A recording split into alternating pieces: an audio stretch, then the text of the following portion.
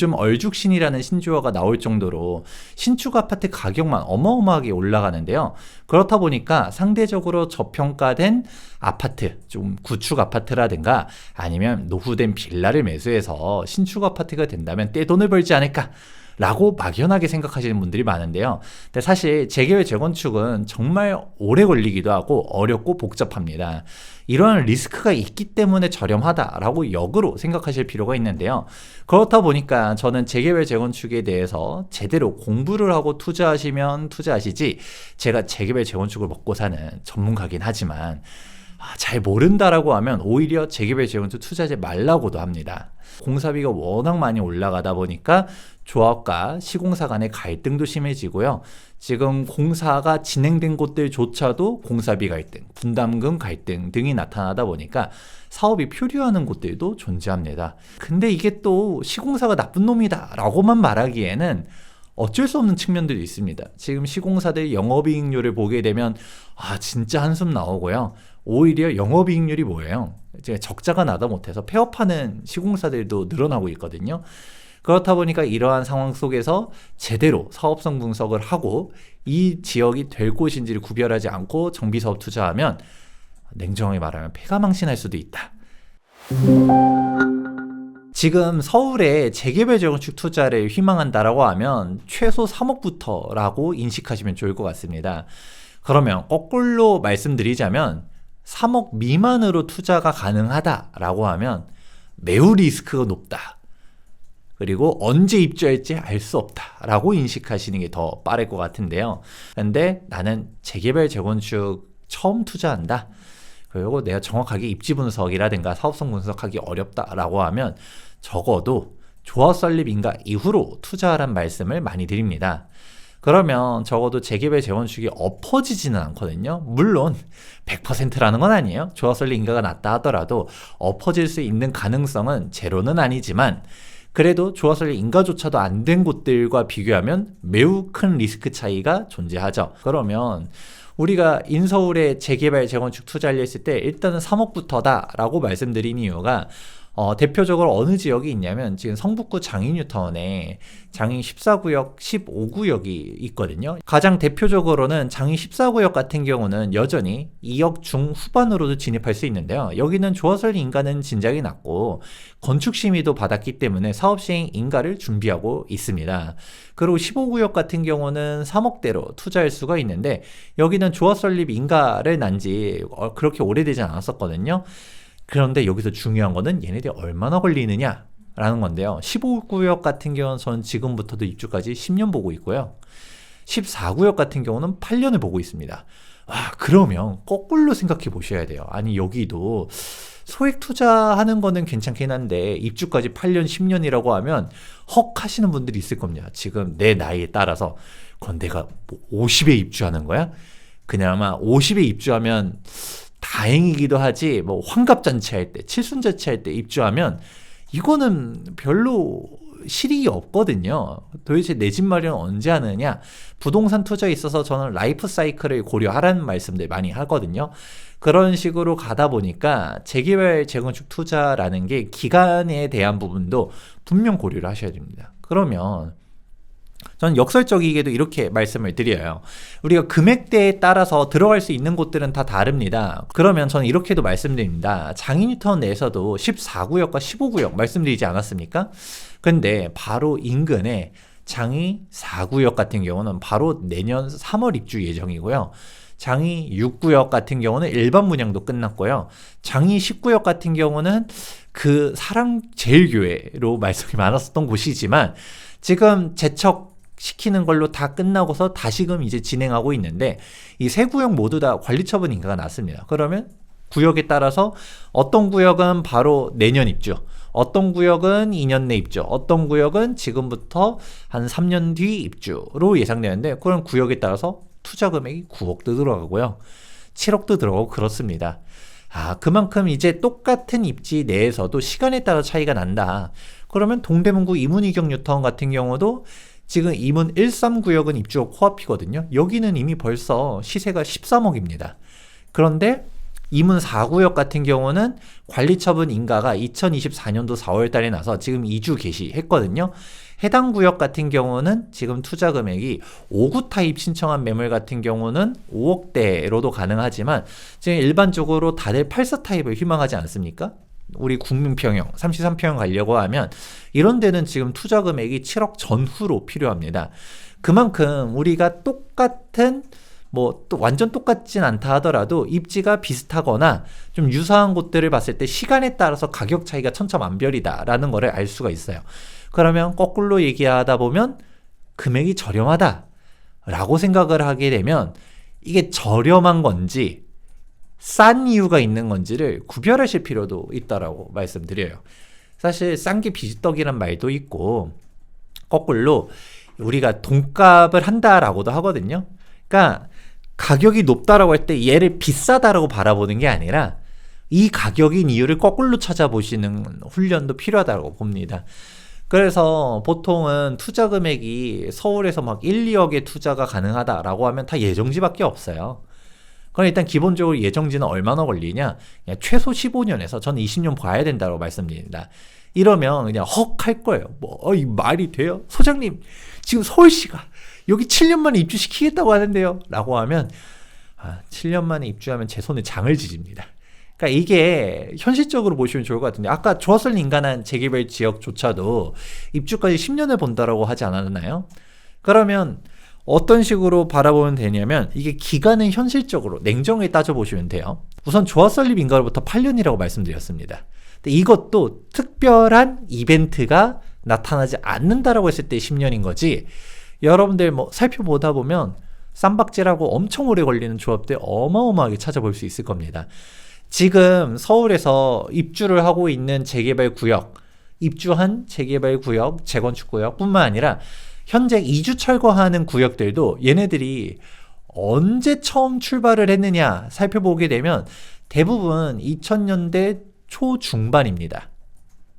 왜 2000년대 초중반인지 제가 장담할 수 있냐면 박원순 전 서울시장 재임 시절 같은 경우는 신규 정비구역 지정은 고사하고 있었던 구역들도 해제하기 바빴거든요. 지금 현재 오세훈 서울시장 체제로 들어서서 새롭게 신속통합기획이라든가 아니면 정권도 바뀌면서 이제 안전재정 통과해주고 새롭게 추진하는 곳들 얘네들이 이제 와서 움직이는 거지 현재 우리가 건축심의를 받고 있어요. 사업시 인가를 받았어요. 관리처분 받아서 이주 철거하고 있어요. 하는 데들은 대부분 다 2000년대 초중반 사업지다. 이미 20년이 지나갔어요. 그런 거를 고려해보면 재개발 재건축이 그렇게 확확 빠르게 될 거라는 거 기대하는 게 요원하다라는 말씀을 먼저 드리고요. 우리가 조합설 인가가 났어요. 그러면 다음 단계가 사업시 인가인데 이 조합설 인가로부터 사업시 인가까지 보통은 2, 3년 정도 걸려요. 그리고 사업시 인가로부터 관리처분까지 2, 3년. 그러면 관리처분 인가로부터 이주 철거하는데 1, 2년. 그리고 착공하면 준공까지 3년입니다. 이주 철거 1, 2년이라고 말하긴 했지만 솔직히 1, 2년 더 오래 걸리는 데들도 많고요. 여기서도 갑자기 대표적으로 장위 19역 있죠? 교회가 우리 이전 못한다! 이렇게 하고 나면 장위 19역이 제가 기억하기로는 관리처분 인가가 2017년이거든요. 일반적인 조합이 이미 입주가 끝나야 될 시점인데 지금 이제 움직이잖아요. 그런 거 생각해보면 어떻게 될지 모른다라는 것이 있고 설령 그런 극단적인 사태가 안 나타난다 하더라도 착공으로부터 준공까지 3년이라고 했지만 36개월이죠? 예전에는 사실 평균적으로 30개월이면 된다라고도 했었어요. 근데 지금은 최소 3년을 잡아야 되고 그조차도 지금 고층 이런 걸 떠나서도 요즘 건설하는 시간들도 제약되고 워낙 인건비라든가 5만 가지 규제들이 다 들어가다 보니까 사실 3년도 짧게 보는 거다. 실질적으로는 더 길게 봐야 된다라고 말하는 사람들도 늘어나고 있는 게 현실입니다. 그러면 여기서만 본다 하더라도 관리처분 인가로부터도 입주까지가 사실 5년, 6년이에요. 그러면 또 거꾸로. 그러면 관리처분 인가로부터 사업시 인가를 역순으로 한번 살펴보게 되면 이거는 정부가 개입할 수 있는 게 없습니다. 왜냐? 감정평가 받고 분양 신청할 때 이제 조합 분양가가 떴죠? 분담금이 얼마냐 가지고서 엄청 싸워야 되는데 이 부분 관련해서 정부가 개입할 수 있는 건 없거든요. 그냥 사업성 문제예요. 그러면 돈 문제인데 이거는 이게 뭐 사실 요즘도 분담금 5억 나오는 곳들 제가 이제 평균 분담금 5억 시대가 열린다라고 많이들 얘기하거든요. 그런데 평균 분담금 5억이라고 하면 이게 뭔 소리예요? 아닌데요. 우린 지금 추정 분담금 예상해 보니까 2억이에요. 아니면 기사 뜨는데 보면 우리는 분담금 없습니다. 극단적으로 환급받습니다. 라고 하는 데도 있거든요. 제가 기다려보시면 압니다. 라고 말씀 항상 드리는데 이미 2000년대 초중반에 출발해서 그때 당시 쪼개기도 덜 돼 있었던 재개발 재건축, 이미 사업성 대지지분도 나름 나쁘지 않았었던 사업들도 현재 분담금 나오는 거 보면 과거에는 한 3억 정도, 그러다가 뭐 많으면 4억이다 라고 했는데 지금은 4, 5억은 기본이고요. 오히려 여기서도 뭐 하이엔드로 가겠다, 나는 층을 높이겠다 하면 분담 금액이 10억도 넘기는 곳들도 등장하고 있습니다. 물론 여기서도 내가 대지지분의 큰 물건, 대형 평수를 가지고 있느냐, 단독주택을 가지고 있느냐에 따라 다르긴 하지만 여러분들은 보통 그렇게 큰 물건을 매수하는 게 아니라 가장 작은 평형, 가장 작은 대지분을 가지고 있는 빌라를 투자하거든요. 소액 투자로 접근하잖아요. 그러니까 분담 금액이 뭐 6억, 7억, 8억, 10억도 예상할 수도 있어야 된다.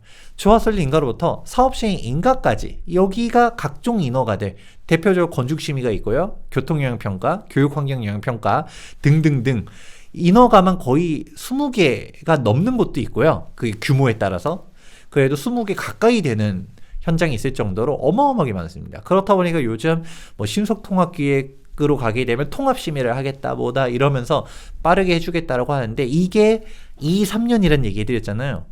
빨리 간 조합들은 1년 만에 간 조합도 있어요. 물론 빨리 간 조합은 매우 적죠. 근데 이걸 단축시켜준다라고 하지만 여기서 줄어드는 시간을 해봤자 이제 1, 2년 줄여주는 거라고 생각하시면 됩니다. 그러면 이제 나머지 조합 설립 인가까지 75% 동의율 받는 거 이거 정말 어렵거든요. 그냥 2, 3년 만에 받는 조합도 물론 존재하지만 5년 걸리는 조합, 10년 걸리는 조합, 대표적으로 음마아파트 같은 경우는 조합 설립까지 20년이 걸리지 않았습니까? 그런 것들을 고려해보면 이게 얼마나 걸릴지 알 수 없다. 이건 조합원 내부적인 사항이니까 서울시가 또 개입할 수 있는 거 없죠. 그러니까 똑같아요. 신속통합기획 1기 신도시 지정해준다 하더라도 막상 75% 동의율 과연 잘 나올 수 있을까? 이미 사전 심의 넣을 때 우리 동의율 먼저 걷었어요 라고 하지만 동별 동의 요건이 또 쟁점이거든요. 그러니까 예를 들어 특정 동에서 반대할 수도 있고요. 대표적으로 상가동도 하나의 동으로 봐요. 그러니까 상가에 대한 쪼개기라든가 분양 자격 때문에 싸움들도 많이 있다 보니까 이런 것도 유연하고, 그리고 가장 초기로 넘어가게 되면 정비구역 지정부터 문제가 되는데, 정비구역 지정은 이제 시도지사 권한입니다. 근데 시도지사가 여기를 정비구역 지정하겠다 안 하겠다를 떠나서도 실제로 이 정비기본계획이 수립되는 부분들, 정비구역 위반이 되는 부분들 살펴보다 보면 엄청 오래 걸립니다. 신속통합기획이 처음 선정된 게 2021년도예요. 이제 3년 됐죠? 맨 처음에 서울시가 1, 2년 만에 해주겠다 했거든요. 근데 나중에 말 바꿔요.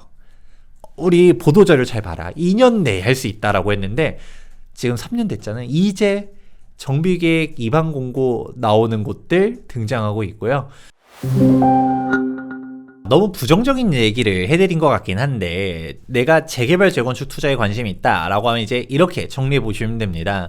기본적으로 내가 불인이다, 재개발 재건축 처음이다 라고 하면 조합설립 인가 이후로 진입하는 거를 일단 먼저 권해드리고요. 그리고 사실 예정지 투자가 그렇다고 해서 나쁘단 건 아니에요. 그만큼 저렴하게 들어갈 수도 있거든요. 대신 기간에 대한 부분들을 명확하게 인지하고 가는 필요가 있습니다. 그냥 막연하게 부동산 사장님이 5년 안에 돼요, 8년 안에 돼요 라는 말을 듣고 하는 게 아니라 현실적으로 이렇게 시간이 걸린다는 걸 인지하고 투자한다 라고 하면 제가 그거를 뭐 잘못됐다라고 말씀드리기는 어렵겠죠. 그리고 특히 이런 초기 지역 같은 경우는 내가 매수하기보다는 우리 애들한테, 예를 들어서 자녀한테 뭔가 하나 해주고 싶은 분들도 많으신데요. 근데 이 자녀분들에게 사주려고 했었을 때 아무래도 증여세도 그렇고 뭔가 큰 돈을 해주기가 어렵잖아요. 그러면 이런 초기 지역들에는 뭐 자녀가 아직 어리다라고 하면 애들한테 하나씩 사줬다. 뭐 지금 우리 애가 예를 들어서 뭐 중학생이에요. 그러면 솔직히 20년 걸려도 완성만 되면 대박이고요. 그리고 설령 완성이 안 됐다 하더라도 아니 빌라 투자도 20년 가지고 있으면 올라갑니다. 그런 식의 마음가짐을 편안하게 하면 괜찮은데 괜히 또 막 내가 얘만 바라봐서 언제 입주하지라고 하면 제가 재밌는 거 하나 알려드리자면 내 구역만 빨리 안 가요. 내가 산 구역만 빨리 안 가고요. 남의 구역은 위로 또 빨리 가는 것 같거든요. 그러니까 이것만 바라보게 되면 답이 안 나오는데 근데 그게 아니라 그냥 그래 빨리 되면 좋고 나 이미 오래 걸릴 걸 알고 샀어 라고 하면서 마음가짐을 편하게 가지고 있으면 생각보다 또 진행되는 게 재개발 재건축이기도 합니다. 그런 식으로 내가 리스크를 인지하고 투자하자. 그리고 무엇보다도 사업성에 대한 부분들이 워낙 강조되다 보니까 우리 해당 입지라든가 여기 대지 지분 그리고 조합원 수, 즉 쪼개기가 얼마나 돼 있느냐 한번 살펴보면서 일반 분양 세대수 대비 조합원 수를 한번 살펴보시면서 이제 성공적인 재개발 지역 투자를 하시는 훈련을 해보시면 좋을 것 같습니다.